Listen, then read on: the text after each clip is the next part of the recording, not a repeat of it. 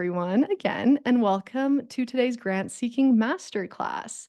This is a new series we launched this quarter, actually, where we invite accomplished grant seekers from our instrumental community to share their best practices and their strategies. And today we're going to be joined by Jenna Grimm from Jason Learning, a STEM education nonprofit, to explore how to do all things grants as a one-person team or as a very small team. And for any of our first timers, I know there's quite a few of you here today, Instrumentl is the most loved all-in-one grants platform for prospecting, tracking, and management. And we currently help almost 4,000 nonprofits and grant consultants save time in finding and applying for more grants. I am excited to dive into today's workshop. So let's get some quick housekeeping out of the way, and then let's get to it. This event is about an hour long. It'll be super hands-on. So as we move through the presentation, if you have questions, drop them in the chat. I'll try to answer them there, or I'll bring them up to our speaker to address. This is being recorded, so you'll get the recording delivered straight to your inbox tomorrow. And I know we're all very busy. It's December and you're nonprofit professionals, so trust me, I know you're busy. So I want to say thank you so much for taking the time to be here today. I want to make sure you feel free to take care of your personal needs during our event. So whether it's grabbing a snack or stepping away for a quick break, you do you. We will be right here. But I do want you to stick around till the end because we're giving away 3 $100 Amazon gift cards this week, and you all are going to have the chance to enter. And that's not all you have the chance to walk away with. Give me a thumbs up or give me a yes in the chat if your organization could use a couple more good fit grant opportunities or funders on your radar ahead of the new year. Yes, says Maya. Yes, that's what I like to see. If you're in nonprofits, you can never have too many grants on your radar, right?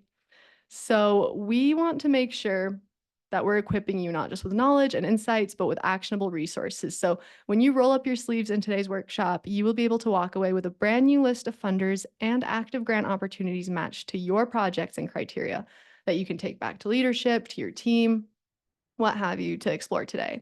You'll learn some advanced research techniques to help refine those custom matches, and you'll also get a rundown of best practices to help you collaborate effectively across teams and with leadership to win more grants, because grant seeking is most definitely not a solo sport, for better or for worse.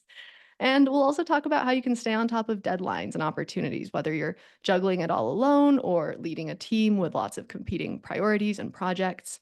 And before we dive into the workshop, I've been chatting for a while now, so let me put a name to the face. My name is Nia, and I'm an events and community manager here at Instrumentl. My job is to develop helpful and educational events like this one to share with our Instrumentl community. I actually come from the nonprofit world, so prior to this, I worked in rainforest conservation and research.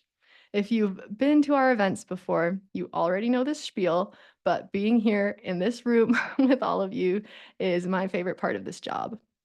I also want to shout out Ryan from the Instrumentl team, who is behind the scenes with us today. Oh, there he is.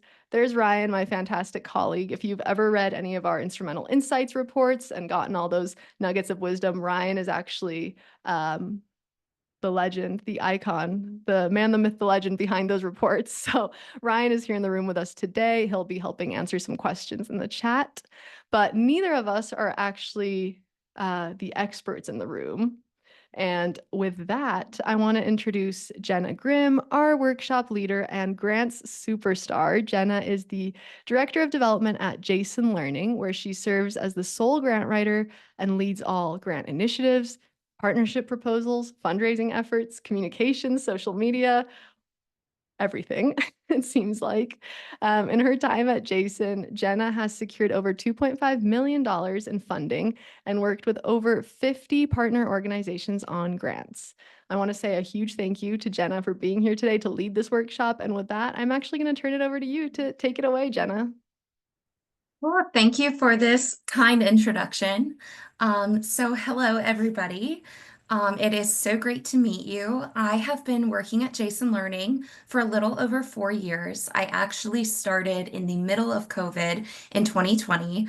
I spent the whole first year learning from the vice president of Jason Learning on how they've wrote grants in the past. They never had a designated grant writer, but they worked together with other organizations to submit grants. They have a 35-year history of receiving grants from organizations like NOAA and NASA, NIST, NSF, and other large corporate funders. So I definitely had my work cut out for me starting at this organization with some big shoes to fill. So before working at Jason, I was in grad school at Virginia Tech. Go Hokies! Saw somebody was from Virginia in there. I studied communications, public relations, and business throughout my college career, which really set me up for success in the grant writing world. All of the budgeting, research, writing that's involved just all went together nicely. Currently living in Charlotte, North Carolina. Don't know if anybody in here is in that area, but I am just extremely grateful that grant writing can be done remotely so I can be here while my team is in Ashburn, Virginia. So I wear a lot of hats, as Nia mentioned at the beginning. Working for a small nonprofit, our team is only 12 full-time employees, so each of us has to take on so many diverse responsibilities. I do most things writing related at Jason besides curriculum writing. So blogs, social media, grants, partnership proposals, press releases, website copy, etc. That is in my realm. So if you are the sole grant writer at your organization, you probably understand how much time management and organization skills that are needed to stay on top of everything so you don't get burnt out or spread too thin. So I'm going to go over some of those tips and tools that you can use later in the presentation. And basically go over how I use Instrumentl and other tools to stay on top of grant deadlines and opportunities as the solo grant writer. But before we get there, I do want to talk about how I research grant opportunities and funders. So I think I want to start by diving into today's workshop by hearing from you. Yeah, folks, let us know in the chat when you're evaluating a funder. Let's go straight into the workshop, y'all. When you're evaluating a funder, what's the most important criteria that you're looking for? Let us know in the chat. Is it their giving history? Is it mission alignment? All right. Yeah. Is it maybe where they're located? Openness to new grantees? All right. I'm seeing a lot of mission alignment, a lot of funding amount. Yep. Accepting proposals, that's a really important one. Are they even, yeah, invite only? Okay. So there's a lot of different criteria that you all have. It sounds like each of you all were very quick with those answers. So it sounds like you have it down what your most important criteria is. The bottom line here is that you're being targeted with your research, right? So based on your organization's needs, your priorities, you already have, or you're working on building out a set of criteria to evaluate on. So I'm going to turn it back to Jenna to talk about hers. Yeah, thank you for sharing that. I completely agree with mission alignment, funder focused priorities, seeing if they accept new grantees in general, multi-year funding, all of those things are definitely super important. And I think having a strategic approach to finding the funders is essential. As you know, grant writing is time intensive, and casting this wide net without focus is a waste of time. So funders have specific areas of interest, eligibility criteria, funding amounts, and application requirements, along with other things. They could have a specific geographic location, things like that, all vary from one another. So targeted research narrows the field to funders whose priorities directly align with your organization's goals and missions. So when you are creating, you want to be laser focused in your project parameters. This will give you specific matches and save time. It goes back to ensuring that you are pursuing opportunities that align with your organization's mission as well as the funder's mission. The second thing is to block out time for deep diving into matches. So I'll show you in a minute when I share my screen how I use Instrumental's matches tool and how I choose whether or not to save the opportunity. I like to do all of the research on the matches up front, so I'm not having to go back over and over and figure out why did I save this opportunity. So doing this and deep diving into the matches allows you to work smarter and not harder. The third tip that I have is to review the funder profile strategically. So review their funder profile and review their 990 form. With Instrumentl, they make it super easy. It's probably my favorite part about the platform in general to see what the average and median grant amount they fund. I used to literally scroll pages and pages and pages through the 990 forms that I would find on GuideStar, but now this makes it so easy to look. So thank you, Instrumentl. Um, and the reason I do that is because it helps you determine if it's worth going for based on your proposed project's budget. So I like to make a note directly into the opportunity or in the amount requested box on how much that I think is an appropriate ask. So then I can remember that when I go back to actually start working on on the grant application. So I say we roll up our sleeves and we look at some new funders for 2025. Totally. We promised you all a workshop. We're going to deliver. It is time to get our hands dirty on Instrumentl. So, if you have an Instrumentl account, whether you're a customer or you're already on a free trial, you can pull that up on the side to follow along as Jenna walks through. For any of you Instrumentl first timers, I'm going to put a link in the chat. You can click on this link to get started. This is totally free, no credit card required, absolutely no strings attached.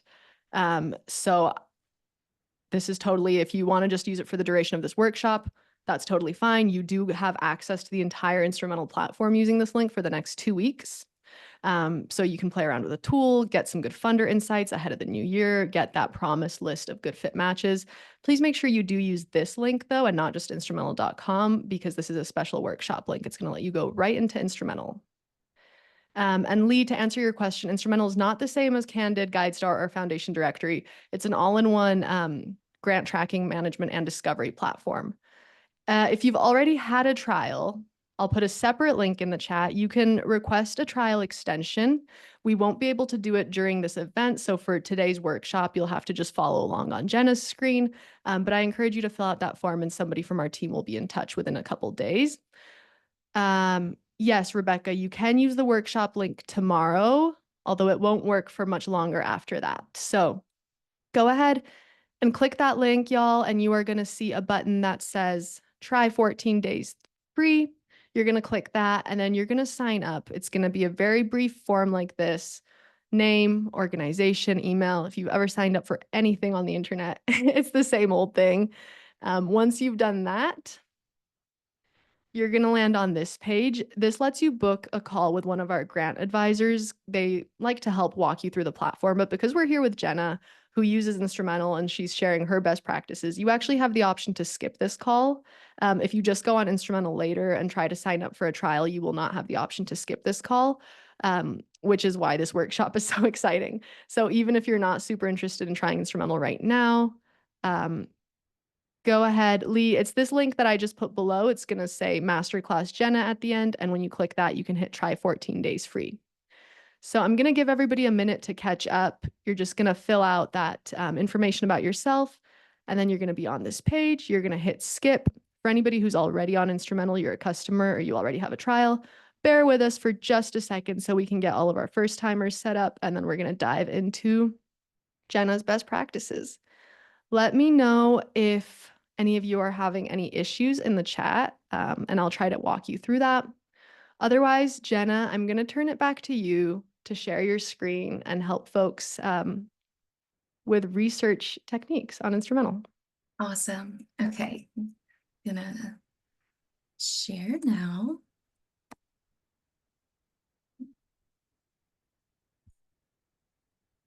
How are we looking? We are looking good.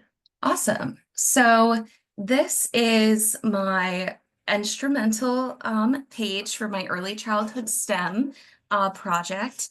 Now, I want to start out by sharing that I have all of these different projects on the side for different models of what we do at Jason. So sometimes we work with districts because they want access to our platform. Sometimes we want to design new curriculum. Sometimes we work on a special project. For instance, we are currently working in Texas with a school district who wants Jason for a special needs population. So I set up my projects in different ways like that. But for this presentation, I really want to show you how I set up a specific project with very niche parameters so that I am getting exactly what I'm looking for. And I'm not, as I said earlier, casting that wide net instead of, just fishing immediately for what I want. So you click up here at the top on the plus sign and you add a project. I'm just going to show you the early childhood STEM model because that is one that has very specific parameters of age group and organizations that we work with.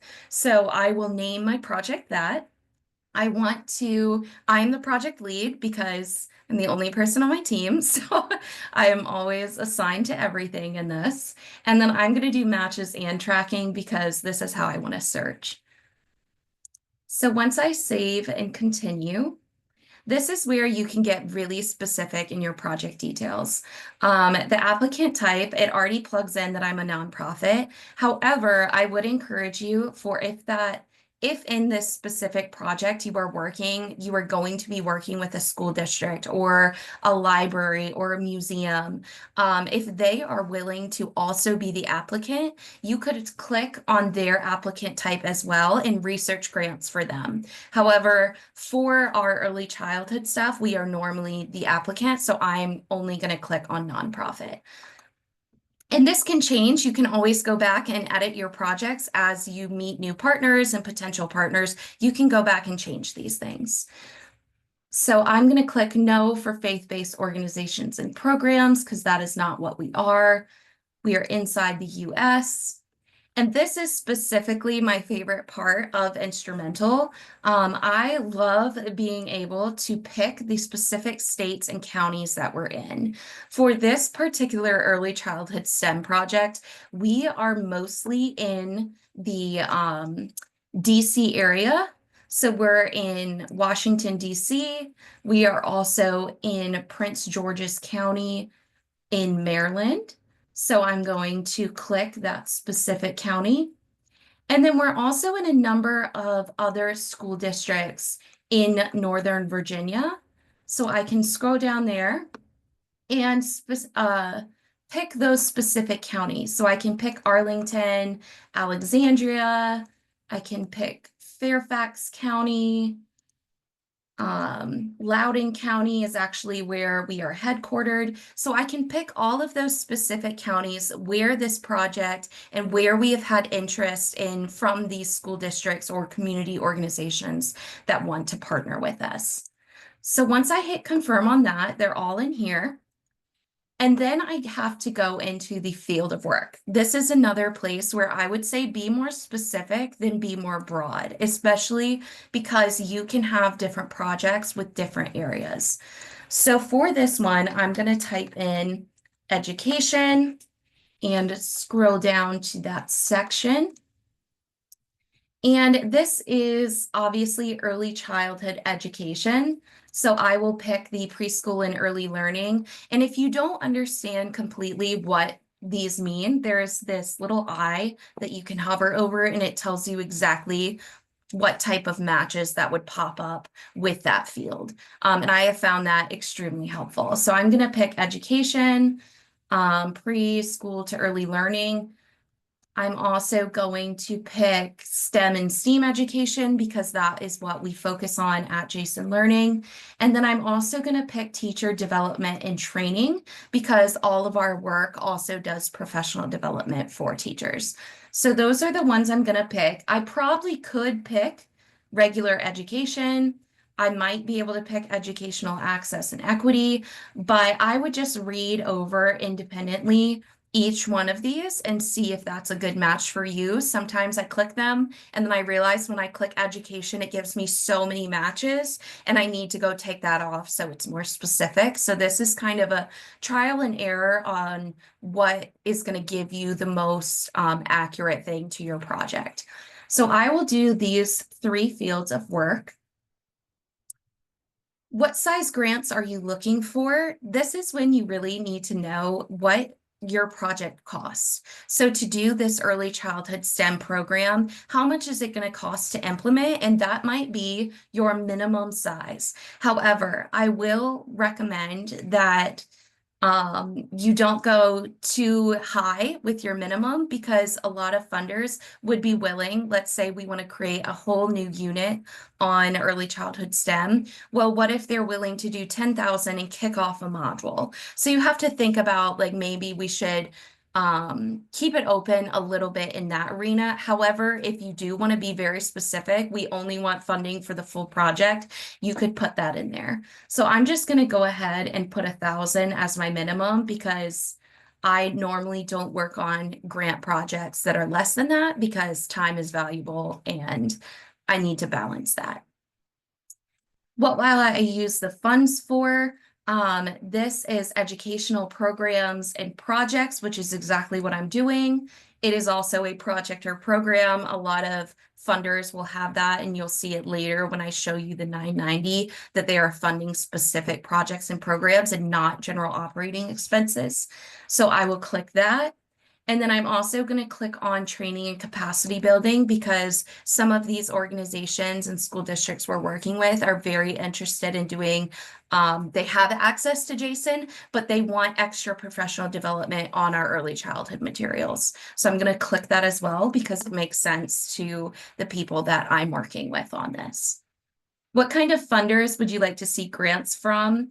To me, I like to click most of them. I will be honest, I like to see them all. However, this will depend on your own funding guidelines and what you're looking for in your organization. I also was deep diving into the Instrumentl reports on which types of funders give in certain areas. So you can always look at those types of resources as well to figure out what the best one is to pick. So once you save and exit, it'll create a whole new board and match you to your opportunities. And here we go. And they found all of these amazing grants, literally almost 400 grants for me. So that is a lot to go through. So I will show you a few different tricks and you can see from my other times when I have created this board, I've already hidden opportunities. So I can hide those for now, which popped it down to 209. I can also get rid of the previously saved, which brought it down to 165. And then let's say I am really focused on the DC area and I want to do education and outreach specifically. So I can click on both of those two. And now you're only seeing 10 opportunities. It really just takes that 384 and brings it so down so you can easily go through this. So I'm going to go through the Glenn Bailey Foundation grant. Actually, we won this grant 2 years ago, so that's kind of crazy that it's popping up right now. But what I do is I like to read through the funding opportunity on the right side, look at the deadline, which is rolling, look at the grant amount, seeing the location of the project. It does match the DC area. And really read through this. So it has STEM encouragement. It talks about from children to postdoctoral candidates. So it does hit that early childhood mark. And then you can also look at the funder. This one doesn't have the 990 form. So let me pull up a different one. Here it is, the 990 report for the Nash Family Foundation. And if you scroll down, this is where I like to see the giving average and median. And you can highlight these to see that. And then you can also see the specific individual grant amounts and see the median and average. And you can see what's been given over the years and even the states and years in purpose for each of these grants, which is super helpful to understand what is their average giving. So looking through this one, if I were to save this to my early childhood education board, I might want to save it and then plug in the amount as about $10,000 because that is what I'm seeing a lot of these funders are getting. Even the new funders, which is this check mark, are able to get 10,000. So when I save it, I can save it to this project. And then when I go click on it, it pops up in your Instrumentl. This is where I like to go ahead and put this down because if I do this tomorrow, I will have already forgot that I said 10,000. So I will go ahead and put this in here until I do future research on this grant. And then I'll click done. And that is how I go through my matches and I set up a project and really just narrow it down so it's not as overwhelming to get 384 matches and narrow it down to getting 10. And then I'll go back into the matches and I'll do that for the rest of the 10 and save and hide and just go through that for about an hour or however long it takes. And then I can dive into the grant writing process.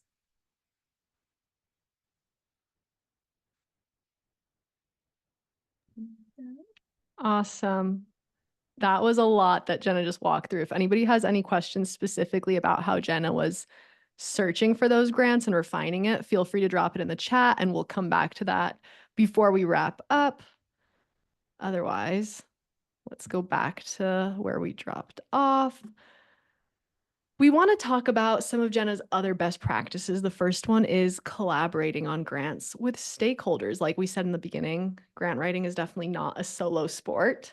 So as we start to explore that topic, I would love to hear from you all. Do you have a tried and true method for ensuring effective collaboration, whether it's with other grant writers on your team, with leadership, with the board? You know, maybe you have a weekly standing call or you have a shared document that you collaborate in. Is there something your team is doing or you're doing that really works? Let us know in the chat. Or maybe you don't have a very good system yet. You haven't quite cracked the code. Just let us know where you're at.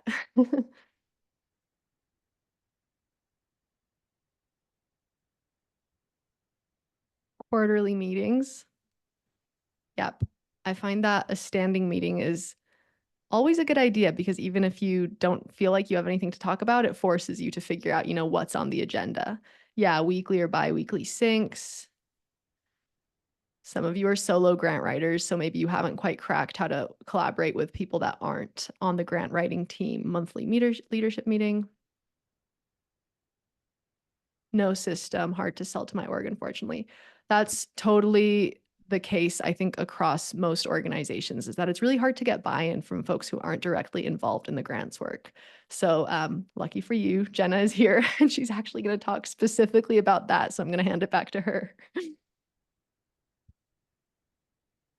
So thank you. And thank you all for sharing. I've been catching up in the chat and hopefully I will give you some good tips for strategizing across teams. Collaboration is genuinely so key to strong proposals. I found that if you involve your colleagues in the development of a grant application, then once it's funded, you are in a much better place because everybody knows that it's accurate and it's doable. So next, I'm going to give you my top tips for effective collaboration. The first one is to get comfortable with budgets. So how does this relate to the cross-department collaboration? Let me give you an example. So if we are asking for $50,000 to develop content, I will put together a draft budget of what it will cost, and then I will take it and discuss it with the head of our content team to see if what I'm putting together is realistic. I will also discuss it with our implementation leader and our leadership, like our CEO, who I work directly under. So after you do this a few times, you'll start to get the hang of like what costs what. And I keep a running cheat sheet of what things cost on average so that I can create a pretty accurate first draft budget. And then I also work with them to develop the timeline so I'm not spreading anybody too thin. With grants, you're often signing people up for things. And so bringing them in these conversations in a positive way is like, I want to respect your time and not spread you too thin. So can we discuss this for 15, 30 minutes? That goes into my second point. When you set up these meetings with people on your team, come ready with the first draft. So you want to present them with what is your grant proposal idea and what are you signing them up for? What are you expecting out of them? Be very clear in what you need from them so you're not wasting their time in this meeting. And then let them know how much you believe that would cost and how much time you've allocated towards that. And then lastly, you need to have clear communication always, but especially if you're working with any external partners. So school districts, businesses, evaluators, researchers, um, anybody like that. So I like to provide an agenda before any meeting that includes all of the questions that I need answered in order to continue writing the grant application. I will also give them a like 1 to 2 page overview of the proposed project so that they can refer back to it and know exactly what they're getting into and most of the time what they're writing a letter of support for. So I suggest setting internal deadlines for things like budgets, letters of support, data collection, etc., so that you're not racing at the end of the grant, like the grant week, to get everything in. So I totally think that organization is a superpower. So it is absolute chaos balancing multiple roles and deadlines as a grant writer. Um, Organization will support internal and external reporting requirements and help you more efficiently scale your projects to different areas of the country. Let's say we start in DC, then we want to go to Ohio. This organization will help you so much. So you can apply for larger funding and grow your thing. It also will help you if you ever decide to grow your team from a one-person grant team and add a second person in there.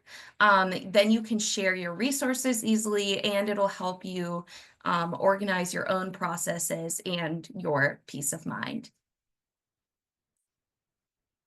Next slide. And here is how I stay on top of it all. So I will show you exactly how I do this and just an example of Instrumentl and an example of my Google Drive. But I use Instrumentl to create tasks directly under each opportunity to keep everything straight. I like to do this when I go through an application because I can write down all of the things that I'll need to upload to the application and collect from partners or colleagues. These are financial documents, any type of legal documents that they're asking from you, your 501c3 letter, your W-9, or not W-9, your 990, all of those forms that you need to upload to the grant application. I will set a deadline for myself to collect those items before the actual deadline of the grant. My other tip is to keep your Google Drive or whatever you're using organized so that you can pull from like applications easily. So I like to organize my drive in a very specific way, which I will show you in a minute because I think it's very helpful. And the organizations that I work with also organize in a similar way. And I'm interested to see what you do as well. Actually, this is super timely because we just had a message in the chat from Chris who says they haven't missed a deadline per se, but they've definitely missed grant opportunities because they don't have a calendar application or an effective system to manage all the grants they're working on. So, Jenna, if you want to go ahead and share your screen again and show us how you're managing to stay on top of it all, I think folks would love to see that. Sure. Yeah, let me do that now.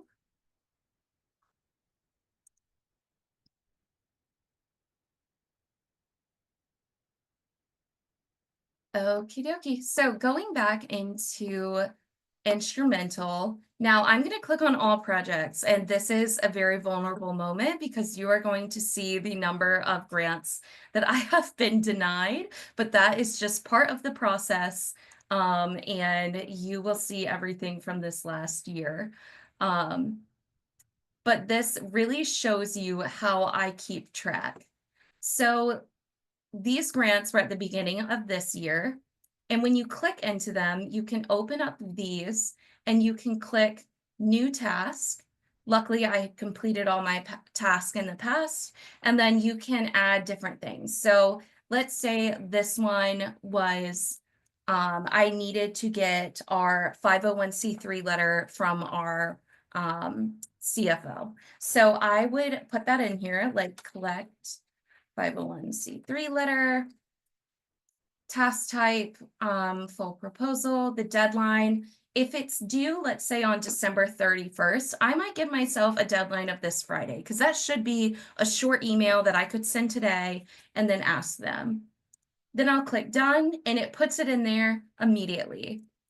So when you do that, you can then go at the top of all projects and see your different tasks. So I have hidden all the ones that I've completed, but then every day I can check this task and I can see what I need to do and what project it refers to.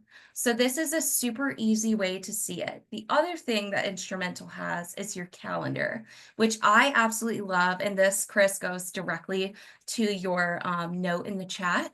You can see a full view of deadline opportunities, or the opportunities that you saved, deadlines, and they pop up in here. And then it will also integrate the tasks that you've created onto your calendar as well. So it's a super easy way to see everything.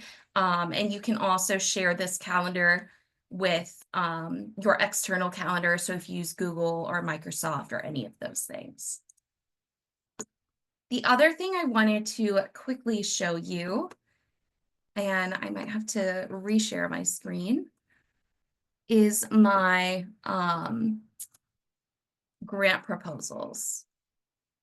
So let's see this. Let me stop share and do it one more time.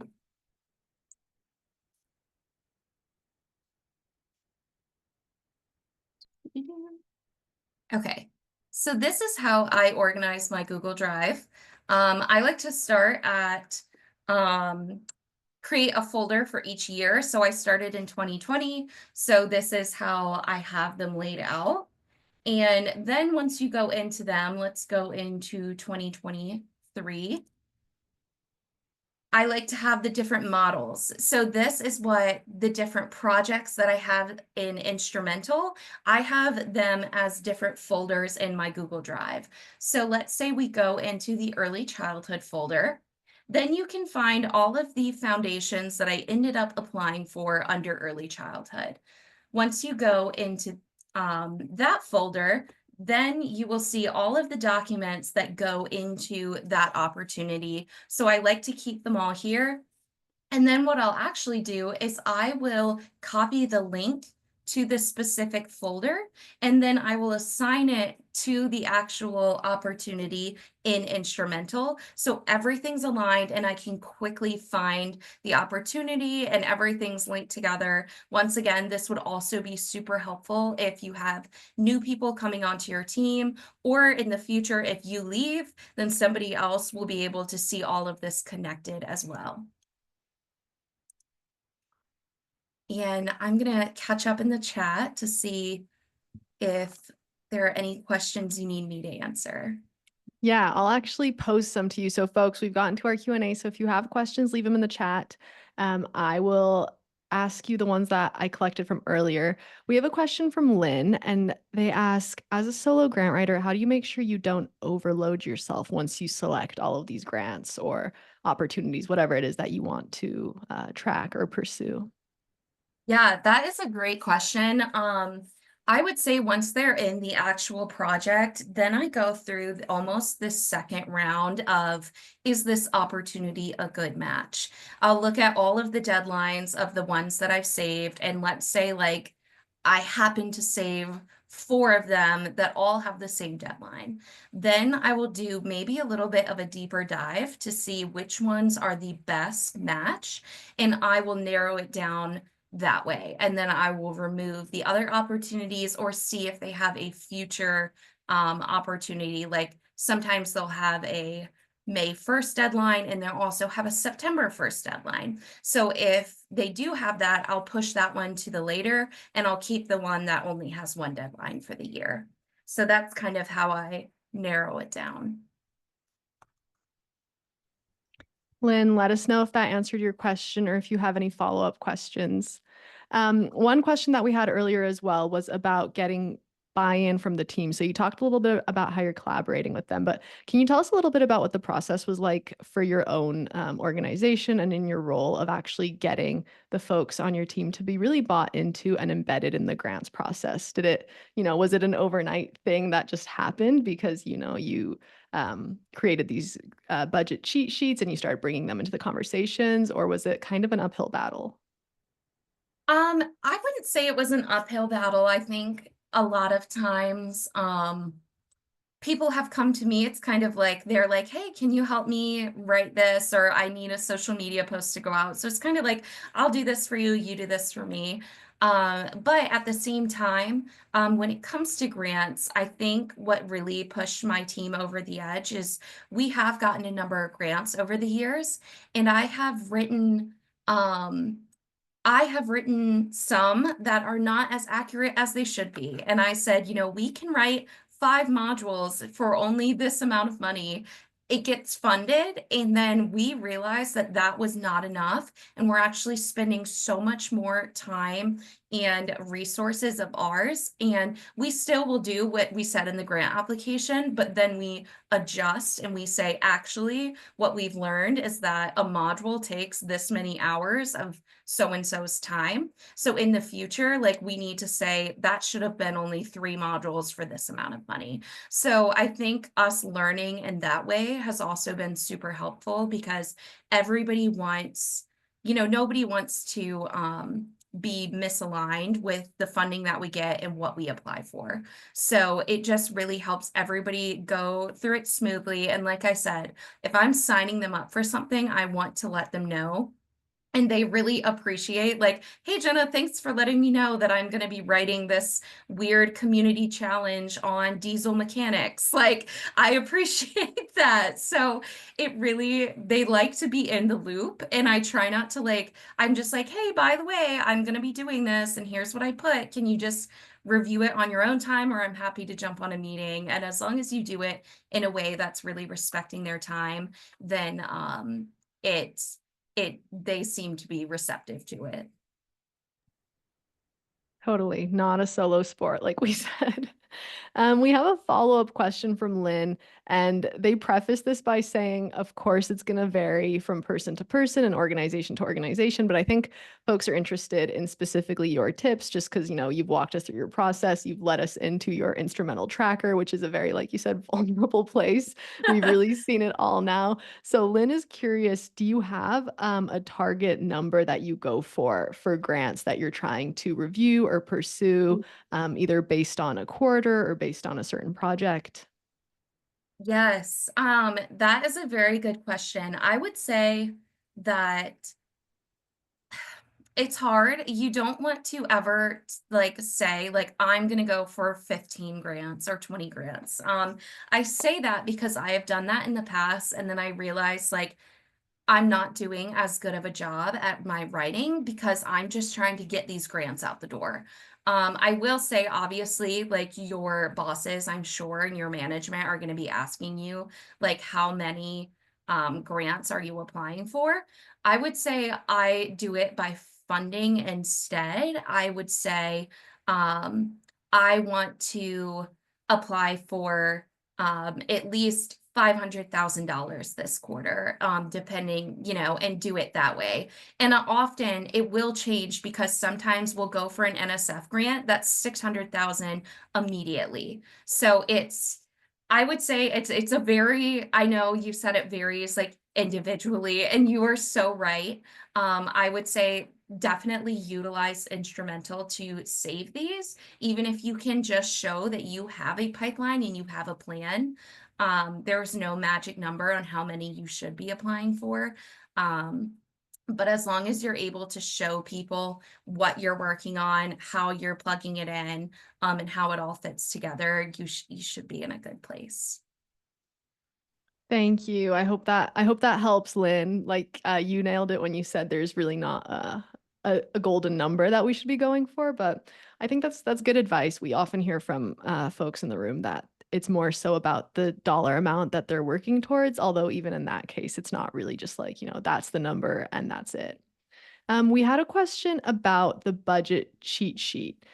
Is there any way for you to talk a little bit about what that looks like for you, how you built that process? And I do have that link that you shared with me, the calculator that I can put in the chat as well, if that's part of this. Yes, yeah, that would be super helpful if you want to share that. Let me see if I have one that wouldn't give everybody's information away.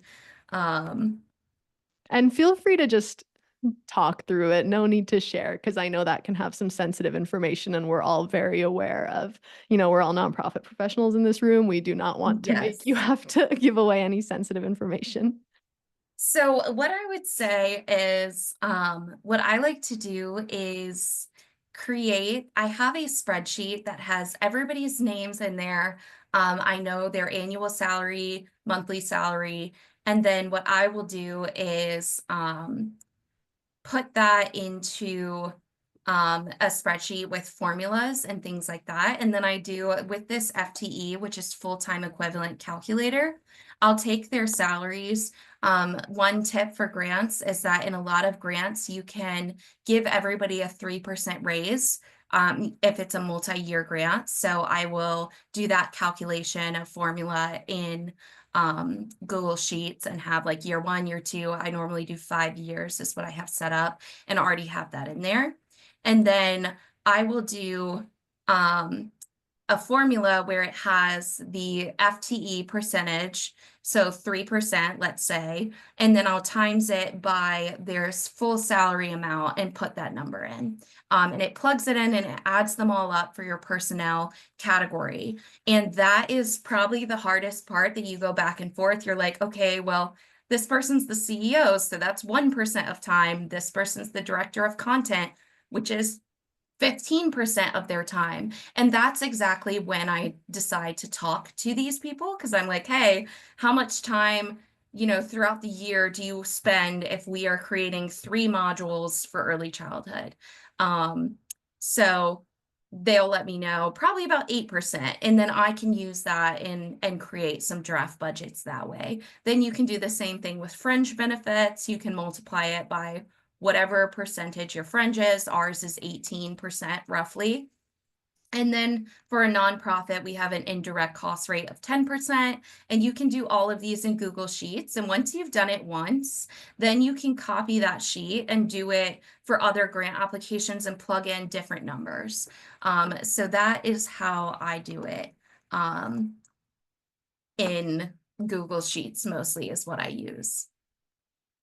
Thank you, Jenna. And you did preface this earlier in the presentation by saying, this was something that took you a while to build and like you refined it. So you really made it your own and you made it work for you. So I think probably what we would encourage all of you is if you don't have a system like this, to just build one that's, maybe it's rudimentary at first, but eventually it'll get to a point where it's as robust and as thorough as Jenna's. And then you can really turn to it and make that budgeting part of it a breeze. I did put that calculator in the chat box in case you haven't clicked it. And then Ryan also threw in a blog about grant budgets that might be helpful to reference.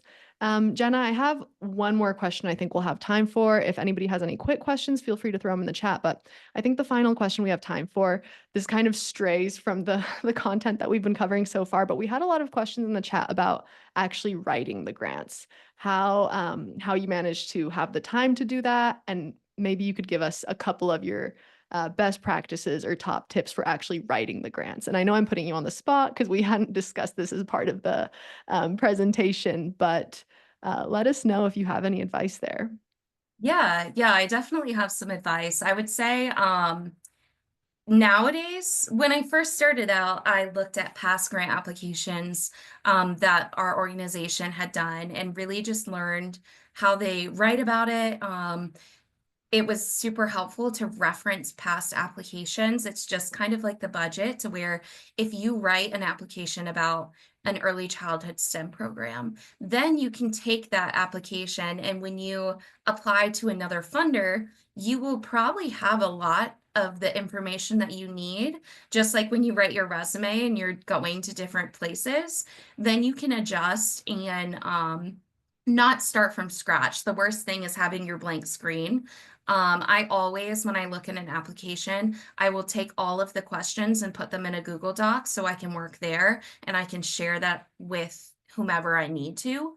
Not starting from scratch by using past applications. And sometimes you will. Sometimes, they'll be like, Jenna, they want to do this computer science after school program, and I will have to start from scratch. But that's okay. It'll just take me a few extra days than it normally would have. Nowadays, I do really utilize generative AI. So I like to use ChatGPT. I know Instrumentl has this new feature on theirs. I haven't had a chance to check it out yet, but just being able to maybe give it the information from your past application and then say, now this application is asking, what are 3 objectives of this project? You can use ChatGPT to help you, but definitely review it. They're not always accurate, as you know. So then take that, put it into your own words, make it not sound like it came from ChatGPT or whatever. And then you at least once again are not starting from scratch. And I think that is the biggest thing that can be so daunting in any type of writing is just staring at a blank screen or staring at a question like, where do I start? Totally. And we have some questions about the AI grant writer feature in Instrumentl. That's a new add-on feature that we've rolled out this year. So it doesn't come on the plans. You have to purchase it as an add-on on top of a pro plan. You can get more information on that. Ryan, if you can put a link to the AI grant writer in the chat in case folks want to look into that. Jenna, I'm going to ask you just a couple questions because we had some quick follow-ups here. Mhm. Stephanie's asking if you use specific language included in the grant. So I'm guessing like repurposing language from the actual RFP into your proposal. Yeah, definitely. I will often use like if they're saying um like specific verbiage and things like that, I will weave it in to let them know that I've done my research, I've seen what you're posting, and like weaving that throughout our own writing as well. Okay, awesome. I'm going to put Jenna's LinkedIn in the chat. So I know we're getting close to time, but I want to make sure you all can continue to connect with Jenna, follow her on LinkedIn so you can hear more of her insights, get more strategies, continue to engage with her best practices. And I want to take this opportunity to give a huge thank you to Jenna for her generosity with her time and her expertise and her strategy and letting us into her Instrumentl tracker. If any of you have a spreadsheet or a folder that is where you work out of, you know how intimidating it is to let somebody else into that, let alone 100 some people. So thank you, Jenna, for being so generous with all of that. It's an absolute pleasure for us to get to have members of our Instrumentl community leading our education workshops. The strategies and the best practices that you're sharing from being on the front lines of grant fundraising are so valuable, actionable. You can see the chat loves it as well. Thank you all. Thank you all for being thankful. Like I said, I'll put Jenna's LinkedIn right here again so you can stay up to date with what Jenna is up to. And as a reminder, you will receive this recording tomorrow if you need to go back and reference anything that Jenna shared. Now, before I let you all go, I promised you a raffle and I'm going to deliver. On Friday, we are giving away 3 $100 Amazon gift cards so you can stock up on some coffee, some grant writing fuel to power through those long December nights if you have, key deadlines approaching, or if you've got some holiday shopping on your to-do list. Amazon gift card is perfect for that. Entering this raffle is super simple. All you have to do is go to LinkedIn and share how Instrumentl is helping your grant seeking. So you could share some takeaways from today's event or your thoughts on the platform after getting to try it out this week. Make sure you use this hashtag. I'll put it in the chat. Just share on LinkedIn using this hashtag, and that'll be an automatic entry into the raffle. You can see down here we have some examples of folks who have already shared their stories. If you're looking for some inspiration, you can also scroll through the hashtag to explore what others are loving about the tool, the best practices they're sharing. It's also a great way to find nonprofit professionals to connect with. These are folks from the Instrumentl community, and I'm sure they would be more than happy to see a connection request from you. And the other thing I want to shout out is that we would love to get your feedback on this workshop. I'll put a link in the chat. We are planning a whole lot more of these master classes in 2025, and we want to make sure we're building them around the topics that you want to see in a way that's valuable to you. So let us know in that form, and anybody who fills that out will receive an extra entry into the raffle. And last but not least, we have one final workshop coming up on Thursday. We're going to be joined by 3 fundraising experts to explore strategies and resources you need in your toolkit to take on grant seeking in 2025. It's going to be a lot of fun. It's our last event of the year, so it's going to be kind of a party. I would love to see you all there. Here is the link to register. And with that, I want to thank you all so much for spending your morning with me and Jenna today. It was such a pleasure to connect with you all. As always, hear your stories, your strategies in the chat box, all of the experiences you're having in this crazy world of finding funding. I really appreciate you taking the time to share those.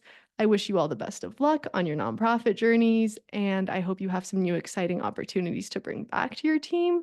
If you have questions, feel free to reach out. My email is right there. Jenna's LinkedIn is in the chat. You can just scroll up a bit and find that.